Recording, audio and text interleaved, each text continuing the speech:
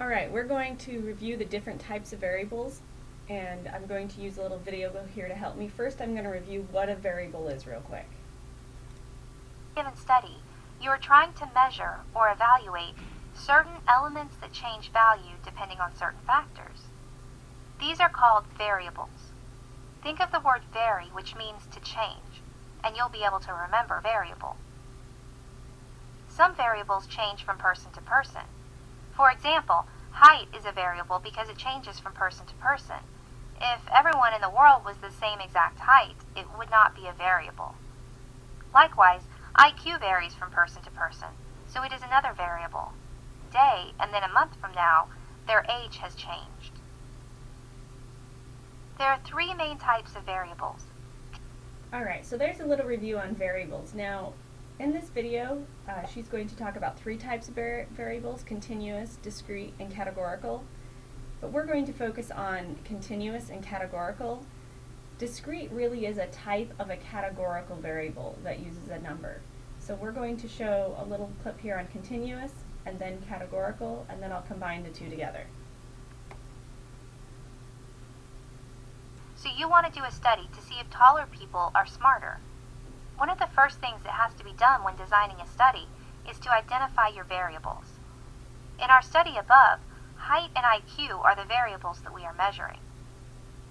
Let's say that we want to measure height in inches. Some people might be 62 inches, and one or two might be 82 inches.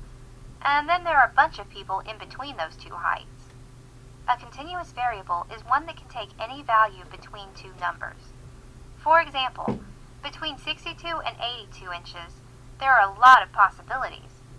One participant might be 64.03891 inches tall, and another person might be 72.67025 inches tall. And there are literally millions of other possible heights between 62 and 82 inches. So how do you know if you've got a continuous variable? In general, a continuous variable is one that is measured, not counted. Height, for example, is measured. Weight is measured. Temperature, time, distance, all are continuous variables. So open up to your measures or results section and look at some of the variables you have in your articles and see if you can find any continuous variables. Next, we're going to cover categorical variables and combine in discrete, because discrete really is a categorical variable that uses a number. I'm going to show a quick description of what discrete is as it goes into categorical, so you can see how the two work together. To help see the difference between continuous and discrete variables, imagine a really tall mountain with a trail leading up to the top. Because the view is so wonderful, lots of people want to go to the top of the mountain. But not everyone is in shape enough to hike to the top. So they install an elevator with 3 stops: the bottom of the mountain, halfway up the mountain, and at the mountain's peak. Now people have 2 options. They can take the trail or the elevator. Okay, so the trail and the elevator, since there's only 2 options, that's actually your dichotomous variable sneaking in here. So there's only 2 choices. That's also like gender, in many cases, is male or female. But if you add in transgender or something else, gender is no longer dichotomous and it would become categorical. So dichotomous is when there's only 2 choices available, like take the elevator or take the path. Mountain, halfway up the mountain, and at the mountain's peak. Now people have 2 options. They can take the trail or the elevator. The trail is like a continuous variable. A person on the trail can stop at any point between the bottom and the top. But the elevator has just 3 possible places to stop. It is Because there's only 3 possible choices, it is discrete because there's 3 numbers, but it's also categories. You can have the bottom category, middle of the mountain category, or top of the mountain category. That's why a discrete variable is a type of categorical variable. because there are only certain values, or places, that it can stop. So we know that continuous variables can take on any value, and that discrete variables only have certain values. But what if our variable doesn't come in number form? Let's go one once more to our study on IQ. But now let's say that we want to compare gender and IQ to see if girls are smarter than boys. Gender is a categorical variable, or a variable that involves two or more non-numeric groups. Gender is categorical because people are either male or female. Marital status is another categorical variable. A person can be married, single, divorced, widowed, and so on. Hair color, major, political affiliation, how depressed a person feels, all of these are categorical variables. Note that categorical variables are non-numeric. That is, when they are measured, they do not have a number.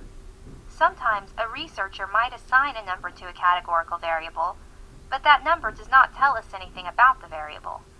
For example, we might decide to code gender in our study so that all the males get the number 0 and all the females get the number 1. What does that mean? It doesn't tell us anything about males or females, just that a person is a member of that group. So there's your review of the 5 different types of variables that are covered in here. Now remember again that discrete is considered a different type of variable, but in research we combine it with categorical variables because it's treated the same way when you do statistical analyses. So please open up your 3 articles and see if you can find any continuous variables and any categorical variables. You may have a dichotomous variable as well. Now the last 2 words that we have are dependent and independent variable.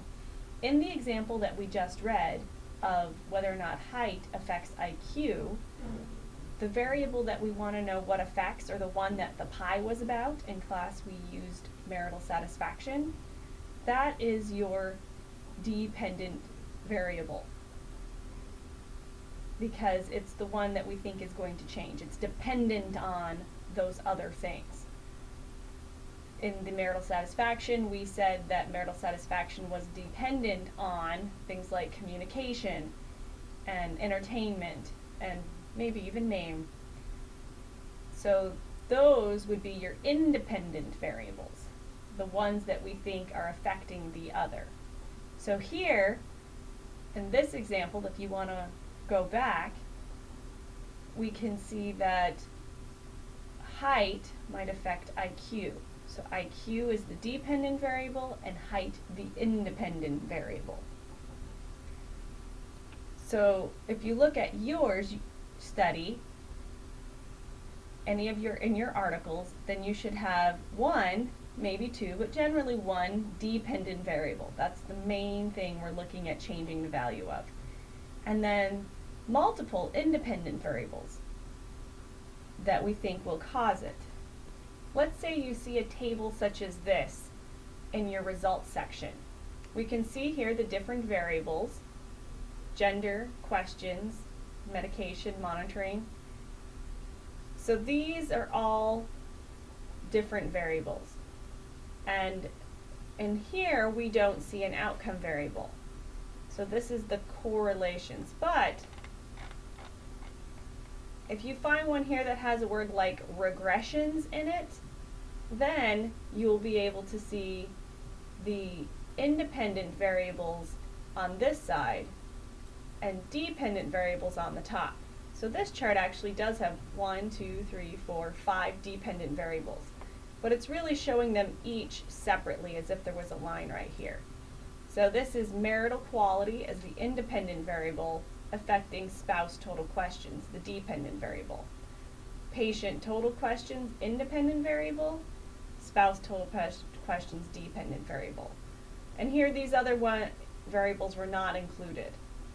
That's what the dashes mean. And then gender, again, is a dichotomous, in this case, independent variable predicting spouse total questions, the dependent variable. So that may help you, if you go to your results sections, be able to find some tables or charts, and you can look for this little beta sign that can maybe help you see if you're in the right kind of table to identify these different types of variables and hopefully help you understand these vocabulary words.